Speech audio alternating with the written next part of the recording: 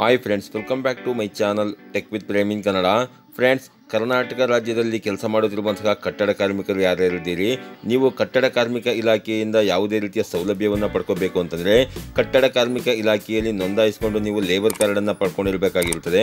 ಯಾರ್ಯಾರು ಕಟ್ಟಡ ಕಾರ್ಮಿಕ ಇಲಾಖೆಯಲ್ಲಿ ನೋಂದಾಯಿಸಿಕೊಂಡು ಲೇಬರ್ ಕಾರ್ಡನ್ನು ಪಡ್ಕೊಂಡಿದ್ದೀರಿ ಅಂತಹ ಕಟ್ಟಡ ಕಾರ್ಮಿಕರಿಗೆ ಇಲಾಖೆಯಿಂದ ಒಂದು ಮುಖ್ಯವಾದ ಮಾಹಿತಿಯನ್ನು ತಿಳಿಸಿದ್ದಾರೆ. ಅಲ್ಲಿ ಅವರು ಏನು ತಿಳಿಸಿದ್ದಾರೆ ಎನ್ನುವ ಸಂಪೂರ್ಣವಾದ ಮಾಹಿತಿಯನ್ನು ನಾನು ಈ ವಿಡಿಯೋದಲ್ಲಿ ನಿಮಗೆ ತಿಳಿಸ್ಕೊಡ್ತೇನೆ. ಅದಕ್ಕಿಂತ ಮುಂಚೆ ನೀವೇನಾದರೂ ನಮ್ಮ ಚಾನಲ್ಗೆ ಹೊಸಬರಾಗಿದ್ದರೆ ನಮ್ಮ ಚಾನಲ್ನ ಸಬ್ಸ್ಕ್ರೈಬ್ ಮಾಡಿಕೊಂಡು ಬೆಲ್ ಐಕಾನ್ನ ಕ್ಲಿಕ್ ಮಾಡ್ಕೊಳ್ಳಿ. ಫ್ರೆಂಡ್ಸ್, ಮೊದಲನೇದಾಗಿ ನೀವು ಕಟ್ಟಡ ಮತ್ತು ಇತರೆ ನಿರ್ಮಾಣ ಕಾರ್ಮಿಕರ ಕಲ್ಯಾಣ ಮಂಡಳಿಯಲ್ಲಿ ನೋಂದಾಯಿಸಿಕೊಂಡು ಲೇಬರ್ ಕಾರ್ಡ್ ಅನ್ನು ಪಡ್ಕೊಂಡ್ರೆ ನಿಮಗೆ 12 ರೀತಿಯ ಸೌಲಭ್ಯಗಳನ್ನು ಇಲಾಖೆಯಿಂದ ನೀಡಲಾಗುತ್ತದೆ.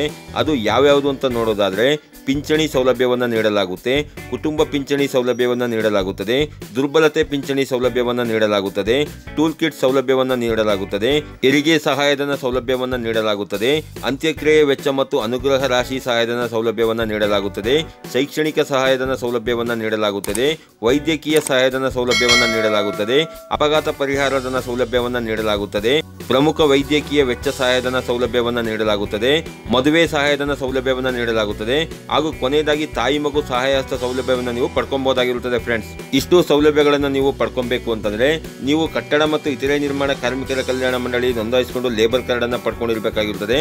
ನಿಮ್ಮ ಲೇಬರ್ ಕಾರ್ಡ್ ಚಾಲ್ತಿಯಲ್ಲಿ ಇರಬೇಕಾಗಿರುತ್ತದೆ. ಫ್ರೆಂಡ್ಸ್, ಅಂತಂದ್ರೆ ನಿಮ್ಮ ಲೇಬರ್ ಕಾರ್ಡ್ ನ ನವೀಕರಣದ ದಿನಾಂಕ ಏನಿರುತ್ತದೆ ಅದು ಮುಗ್ದಿರಬಾರದಾಗಿರುತ್ತದೆ. ಫ್ರೆಂಡ್ಸ್, ಮುಗ್ದಿತ್ತು ಅಂತಂದ್ರೆ ನೀವು ಈ 12 ಸೌಲಭ್ಯಗಳಿಗೆ ಅರ್ಜಿ ಹಾಕಲಿಕ್ಕೆ ಬರೋದಿಲ್ಲ. ಫ್ರೆಂಡ್ಸ್, ನೀವಿಲ್ಲಿ ನೋಡ್ತಾ ಇರಬಹುದು, ನೋಂದಣಿ ಗುರುತಿನ ಚೀಟಿಯನ್ನು 2023-24ನೇ ಸಾಲಿನಿಂದ ಕೇವಲ 1 ವರ್ಷಗಳು ಮಾತ್ರ ನವೀಕರಣವಾಗುತ್ತಿರುವುದರಿಂದ ನವೀಕರಣದ ಅವಧಿ ಕೊನೆಗೊಂಡ ಕೂಡಲೇ ನವೀಕರಣಕ್ಕಾಗಿ ಅರ್ಜಿ ಸಲ್ಲಿಸುವುದು. ಇಲ್ಲವಾದಲ್ಲಿ ನವೀಕರಣದ ಅವಧಿ ಕೊನೆಗೊಂಡು 1 ವರ್ಷಗಳ ಅವಧಿ ಪೂರ್ಣಗೊಂಡಿದ್ದಲ್ಲಿ ನವೀಕರಣಕ್ಕಾಗಿ ಅರ್ಜಿ ಸಲ್ಲಿಸಲು ಅವಕಾಶವನ್ನು ತಂತ್ರಾಂಶದಲ್ಲಿ ಕಲ್ಪಿಸಿರುವುದಿಲ್ಲ. ಅಂತಹ ನೋಂದಣಿ ಅಮಾನ್ಯಗೊಳ್ಳುತ್ತದೆ. ಅದರಿಂದ ನೀವು ವಿವಿಧ ಸೌಲಭ್ಯಗಳಿಗೆ ಅರ್ಜಿ ಸಲ್ಲಿಸುವ ಅವಕಾಶದಿಂದ ವಂಚಿತರಾಗುತ್ತೀರಿ.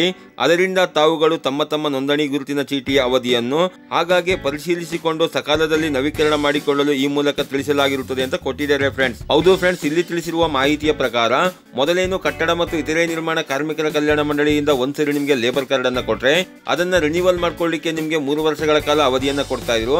ಆದರೆ ಅದನ್ನ ಈಗ 2023-24ನೇ ಸಾಲಿನಿಂದ ಬದಲಾವಣೆ ಮಾಡಿ 1 ವರ್ಷಕ್ಕೆ ಸೀಮಿತ ಮಾಡಿದ್ದಾರೆ. ಹಾಗೇನಾದ್ರೂ ನಿಮ್ಮ ಲೇಬರ್ ಕಾರ್ಡ್ ನ ವ್ಯಾಲಿಡಿಟಿ ಮುಗಿದು 1 ವರ್ಷ ಕಳೆದಿದ್ದಲ್ಲಿ ನೀವು ಇಲಾಖೆಯ ವೆಬ್ಸೈಟ್ ನಲ್ಲಿ ಅರ್ಜಿ ಸಲ್ಲಿಸಲಿಕ್ಕೆ ಸಾಧ್ಯ ಇರೋದಿಲ್ಲ. ಹಾಗೇನಾದ್ರೂ ನೀವು ಅರ್ಜಿ ಸಲ್ಲಿಸಿದ್ದರೂ ಸಹ ನಿಮ್ಮ ಅರ್ಜಿಯನ್ನು ಅವರು ಅಪ್ರೂವಲ್ ಮಾಡೋದಿಲ್ಲ. ಫ್ರೆಂಡ್ಸ್, ಅದರಿಂದ ಯಾರ್ಯಾರು ಲೇಬರ್ ಕಾರ್ಡ್ ಅನ್ನು ನೀವು ಇಲಾಖೆಯಿಂದ ಪಡ್ಕೊಂಡಿದ್ದೀರಿ ಅಂತವರು ನಿಮ್ಮ ಲೇಬರ್ ಕಾರ್ಡ್ ನ ಕೊನೆಯ ದಿನಾಂಕ ಮುಗಿದ ತಕ್ಷಣ ನೀವು ಅರ್ಜಿನ ಹಾಕೊಳ್ಳಿ. ಫ್ರೆಂಡ್ಸ್, ಈ ರೀತಿಯ ಒಂದು ಸಣ್ಣ ಮಾಹಿತಿ ಇತ್ತು. ಈ ಮಾಹಿತಿನ ನಾನು ನಿಮಗೆ ತಿಳಿಸ್ಕೊಟ್ಟಿದ್ದೀನಿ. ಈ ಮಾಹಿತಿ ನಿಮಗೆ ಉಪಯುಕ್ತ ಅನಿಸಿದ್ರೆ ವಿಡಿಯೋಗೆ ಒಂದು ಲೈಕ್ ಮಾಡಿ, ಕಮೆಂಟ್ ಮಾಡಿ, ಶೇರ್ ಮಾಡಿ. ಹಾಗೇನೇ ನನ್ನ ಚಾನಲ್ಗೆ ಹೊಸಬರಾಗಿದ್ದರೆ ನನ್ನ ಚಾನಲ್ನ ಸಬ್ಸ್ಕ್ರೈಬ್ ಮಾಡಿಕೊಂಡು ಬೆಲ್ ಐಕಾನ್ನ ಕ್ಲಿಕ್ ಮಾಡ್ಕೊಳ್ಳಿ. ಫ್ರೆಂಡ್ಸ್, ನಾನು ಹಾಕೋ ಮುಂದಿನ ವಿಡಿಯೋದ ನೋಟಿಫಿಕೇಶನ್ ನಿಮಗೆ ಆ ತಕ್ಷಣ ಬಂದು ಸಿಗುತ್ತೆ. ಫ್ರೆಂಡ್ಸ್.